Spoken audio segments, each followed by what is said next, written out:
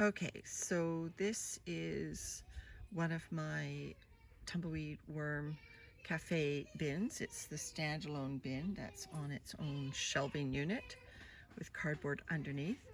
And I completed the partial harvest this week, which means I sifted out some vermicompost and rebedded the farm with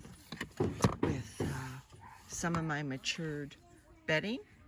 And so basically starting this bin again, it's obviously got lots of castings left in it because it was only a partial light harvest. Oh, escapee. And lots of old corrugated cardboard still in here. Oh, and my granddaughter put an acorn in it, so we are also experimenting to see if acorns will grow in the worm bin. But today I'm also going to start another experiment. In addition to feeding these guys some more food, I'm going to put some lobster shells in here. Now, I did this once before, and the first week I found them mostly intact. When I was going through the bin, I went, oh, there's the whole lobster claw still in there, and then all of a sudden it was gone. So I'm banking on the same result this time. So I am just going to pull back this matured bedding. So again, this is the mature bedding that I put in here. So this bedding was like a month and a half maturing. So you can see the worms are still already into it.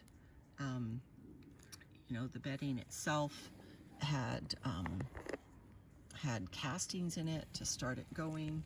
So even though this has only been in here less than a week, you can see that it's already well on its way to being broken down.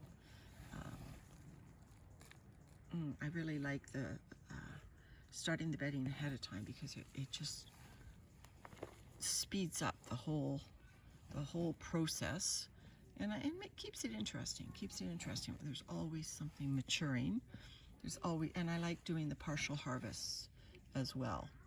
I guess these are maybe some old sticks or something in there. These are outdoor bins, so I don't intentionally put leaves and sticks in there, but they come in with the horse manure. The sticks do anyway. And then the leaves, sometimes when I air my bins and let them get some fresh air through the day, the leaves will fall from the trees about. So I've got these in more or less shady location. Okay, so here's the boiled and cleaned lobster going in here in the paper towel. Smells very seafoody. Very seafoody, in fact. So I'm just gonna bury these guys and keep the paper towel open enough that the worms can find their way in. But this is chitin, I believe, as a source for the worms. Not technically food then. So I will, like I said, I will be feeding these guys up on the other side.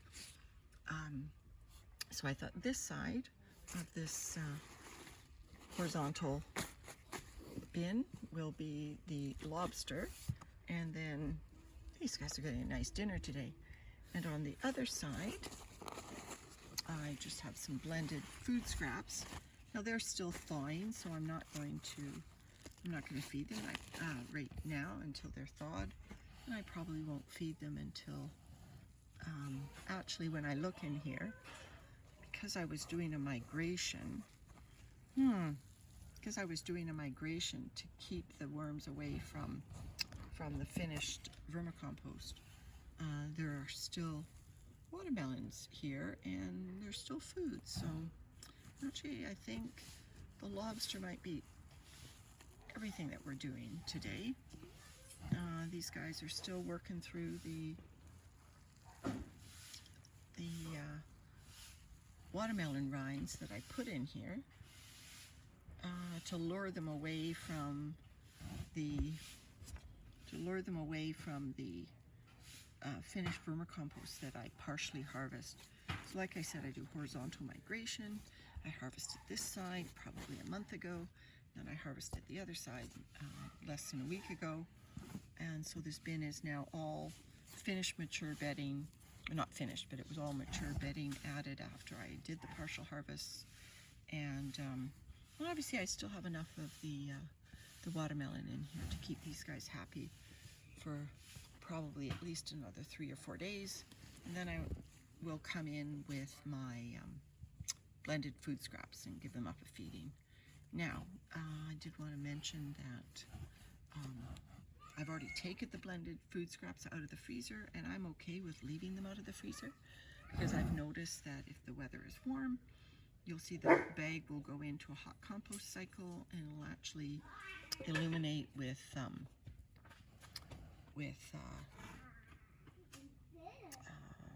air. It'll expand with air, and if you know, and so that starts the hot composting cycle ahead of time before I give it to the worms. So I actually don't mind leaving the blended food scraps outside to thaw for a couple of days before I add them.